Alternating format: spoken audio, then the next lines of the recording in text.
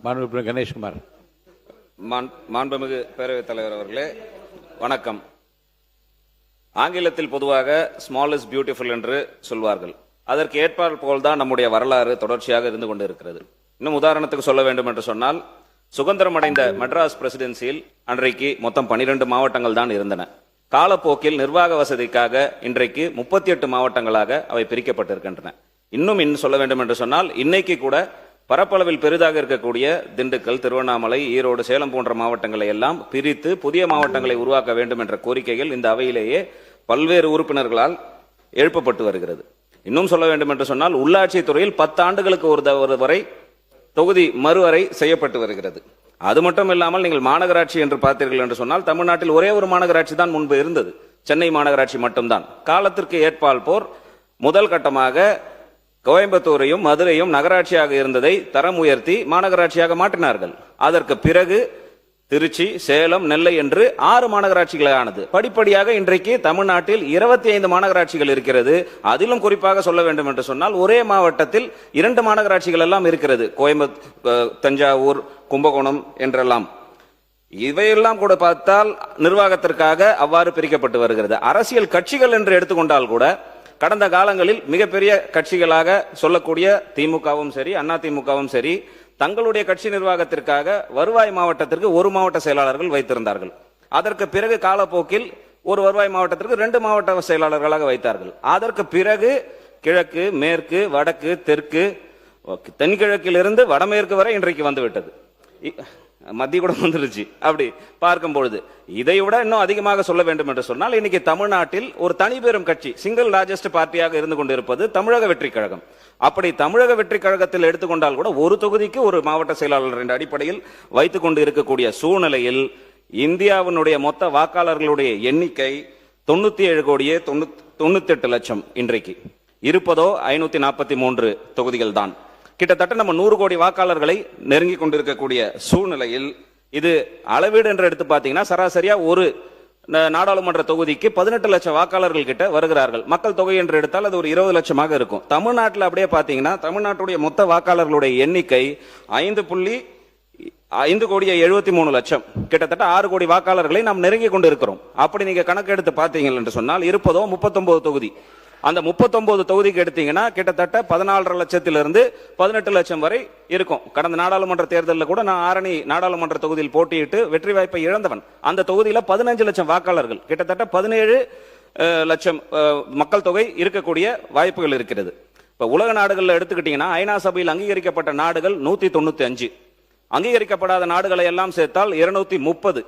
இப்படி நீங்க அந்த நாட்டுகளுடைய மக்கள் தொகையும் நம்முடைய தொகுதியினுடைய வாக்காளர்களின் எண்ணிக்கையும் கணக்கிட்டாலே கூட ஆரணி நாடாளுமன்ற தொகுதி 43வது பெரிய நாடிற்கு சமமாக இருந்து கொண்டிருக்கும். உதாரணத்துக்கு சொல்ல வேண்டும் என்று சொன்னால், Iceland, Maldives, Brunei, Malta, Cyprus போன்ற நாடுகளின் மக்கள் தொகையை விட ஒரு நாடாளுமன்ற தொகுதியினுடைய வாக்காளர்கள் மிக அதிகமாக இருந்து கொண்டிருக்கக்கூடிய சூழ்நிலை இன்னைக்கு இருந்து கொண்டிருக்கிறது. இதையெல்லாம் கருத்தில் வைத்து கடந்த காலங்களில் இந்த தீர்மானத்தை, இந்த ஒரு சட்ட முன்வடிவை மத்திய அரசாங்கம் கொண்டு வந்த முயற்சித்த பொழுது அன்றைக்கு ஆளுங்கட்சியாக இருந்த திமுக 5/3/2025 ஆண்டு ஒரு அனைத்து கட்சி கூட்டத்தை கூட்டினார்கள். அந்த கூட்டத்தில் திமுக பங்கேற்றது, அதிமுக பங்கேற்றது, பாட்டாளி மக்கள் கட்சியின் சார்பாக பாட்டாளி மக்கள் கட்சியினுடைய தலைவர் மருத்துவர் அன்புமணி ராமதாஸ் பங்கேற்றார். தமிழக வெற்றி கழகமும் பங்கேற்றது. தமிழக வெற்றி கழகத்தின் சார்பாக அப்போதைய பொதுச் செயலாளர் மரியாதைக்குரிய மாண்புமிகு நீர்வளத்துறை அமைச்சர் மரியாதைக்குரிய அண்ணன் என் ஆனந்த் அவர்கள் அந்த கூட்டத்தில் கலந்து கொண்டார்கள். காங்கிரஸ் கட்சியின் சார்பாக தற்போது இருக்கக்கூடிய அமைச்சர் மதிப்புக்கும் மரியாதைக்குரிய மாண்புமிகு அமைச்சர் ராஜேஷ் அவர்கள் கலந்து கொண்டார்கள். அதே போல் காங்கிரஸ் கட்சியினுடைய தலைவர் செல்வ பெருந்தகை அவர்கள் கலந்து கொண்டார்கள்.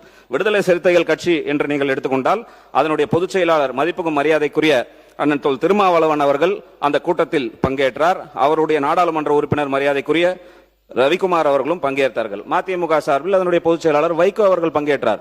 இந்திய கம்யூனிஸ்ட் கட்சியின் சார்பாக அப்போதைய அவர்களுடைய தலைவர் மரியாதைக்குரிய தோழர் முத்தரசன் அவர்கள் அப்பொழுது பங்கேற்றார்கள். மார்க்சிஸ்ட் கம்யூனிஸ்ட் கட்சியின் சார்பாக அதனுடைய தோழர் தலைவர் மரியாதைக்குரிய சண்முகம் அவர்கள் அன்றைக்கு பங்கேற்றார்கள். அது மட்டும் இல்லாமல் இந்த அவையில் இருக்கக்கூடிய சட்டமன்ற உறுப்பினர்களாக இருக்கக்கூடிய மரியாதைக்குரிய சட்டமன்ற உறுப்பினர் ஜவஹர் உல்லா அவர்களுக்கும் மரியாதைக்குரிய சட்டமன்ற உறுப்பினர் தமிமுன் அன்சாரி போன்ற அனைத்து கட்சி பிரதிநிதிகள் மட்டுமல்லாமல் இயக்கங்களின் பிரதிநிதிகளும் பங்கேற்று அந்த கூட்டத்தில் பாட்டாளி மக்கள் கட்சியினுடைய தலைவர் மருத்துவர் அன்புமணி ராமதாஸ் முன்வைத்த கோரிக்கை என்னவென்று சொன்னால், இங்கே தமிழ்நாட்டை பொறுத்தவரை 2026ஆம் ஆண்டு எடுக்கப்படுகின்ற மக்கள் தொகை கணக்கெடுப்பின் அடிப்படையில் இந்த தொகுதி வரையறை நடத்தப்படுமே ஆனால் பாட்டாளி மக்கள் கட்சி அதை கடுமையாக எதிர்க்கும் என்று அந்த நேரத்தில் பதிவு செய்த கையோடு, அதே நேரத்தில் இன்றைக்கு 543 தொகுதிகளில் தமிழ்நாட்டில் 39 தொகுதிகள் இருக்கின்றன.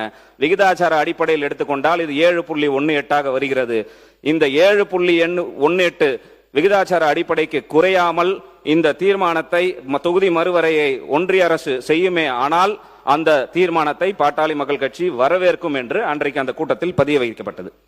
இதையே ஒட்டி அனைத்து கட்சிகளும் ஒன்றாக இணைந்து அந்த கூட்டத்தில் நிறைவேற்றப்பட்ட தீர்மானத்தின் அம்சங்கள் என்னவென்று சொன்னால், நாடாளுமன்றத்தில் தற்போதைய உறுப்பினர்களின் எண்ணிக்கை உயர்த்தப்படும் பட்சத்தில் 1971ஆம் ஆண்டு மக்கள் தொகை அடிப்படையில் தற்பொழுது நாடாளுமன்றத்தில் இரு அவைகளிலும் மாநிலங்களிடையே எந்த விகிதத்தில் தொகுதிகளின் எண்ணிக்கை உள்ளனவோ அதே விகிதத்தில் தமிழ்நாடு உட்பட தென் மாநிலங்களின் தொகுதிகளின் எண்ணிக்கையை உயர்த்துவதற்கு தேவையான அரசியல் சட்டத்தை மேற்கொள்ள வேண்டும் என ஒன்றிய அரசை இந்த அனைத்து கட்சி கூட்டம் வலியுறுத்துகிறது.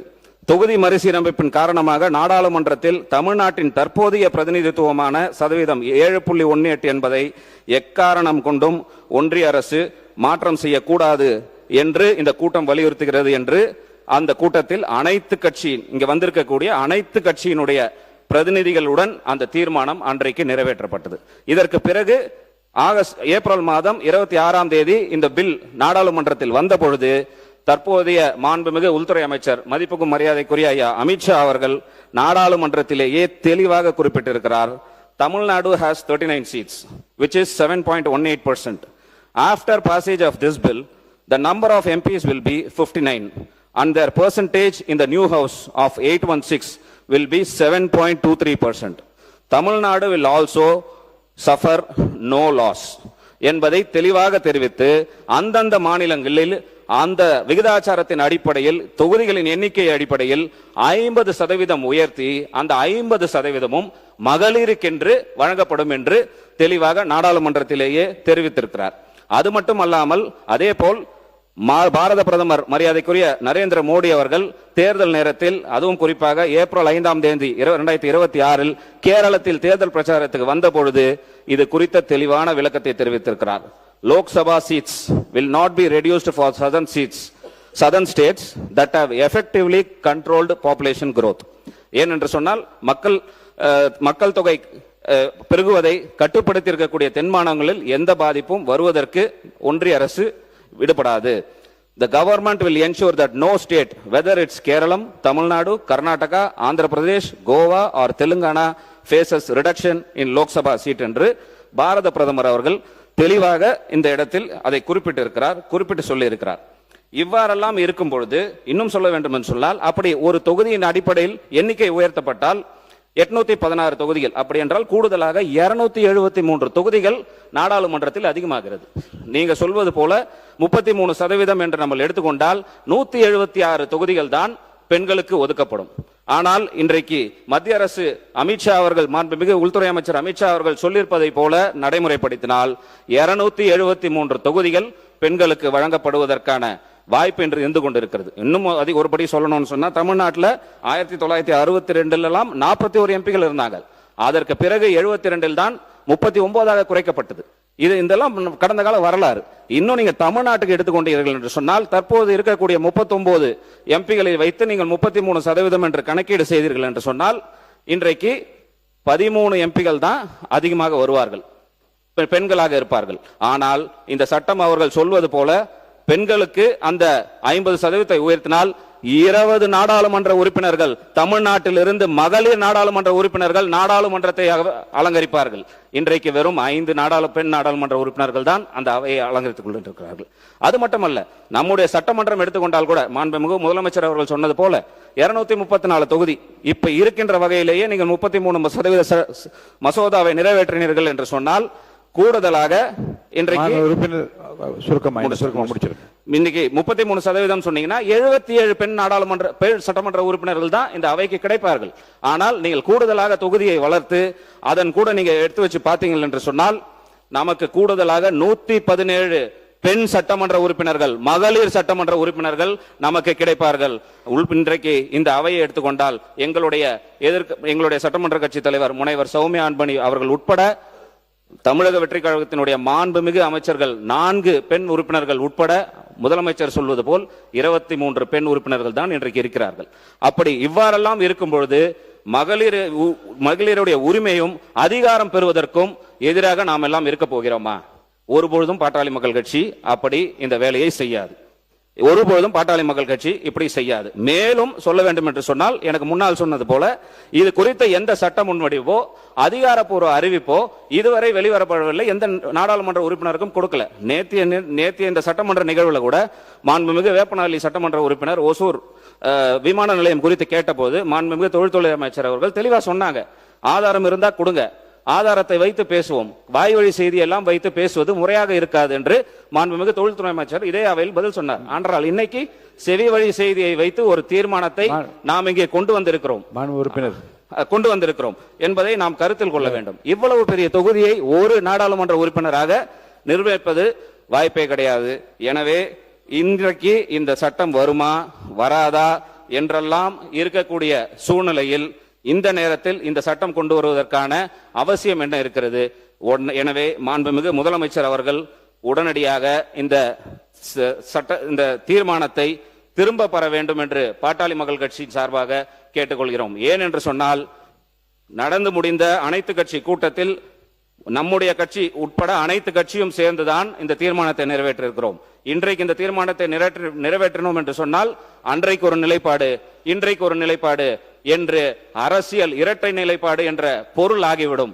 மேலும் இத்தீர்மானத்தை நிறைவேற்றுகிறீர்கள் என்று சொன்னால் இதில் ஒருமனதாக என்ற வாக்கியத்தை நீக்க வேண்டும் என்று தெரிவித்துக் கொண்டு, ஏனென்றால் பாட்டாளி மக்கள் கட்சி நீங்க உங்க கருத்தை மட்டும் சொல்லி முடியும். எந்த வாக்கியத்தை போட்டு நிறைவேற்றுவதை பற்றி நான் முடிவெடுப்பேன். ஏன் அந்த ஒருமனதாக என்ற வார்த்தை அந்த தீர்மானத்தில் இருக்க வேண்டாம் என்று நாங்கள் கேட்டுக்கொள்வதற்கு காரணம், இந்த தீர்மானத்தை பாட்டாளி மக்கள் கட்சி பெண்களின் உரிமைக்காகவும் அவர்கள் அரசியல் அதிகாரம் பெறுவதற்கும் எதிராக நாங்கள் பார்க்கின்ற காரணத்தினால் இந்த தீர்மானத்தை நாங்கள் ஆதரிக்கவில்லை என்று கூறி அமர்கிறேன். நன்றி.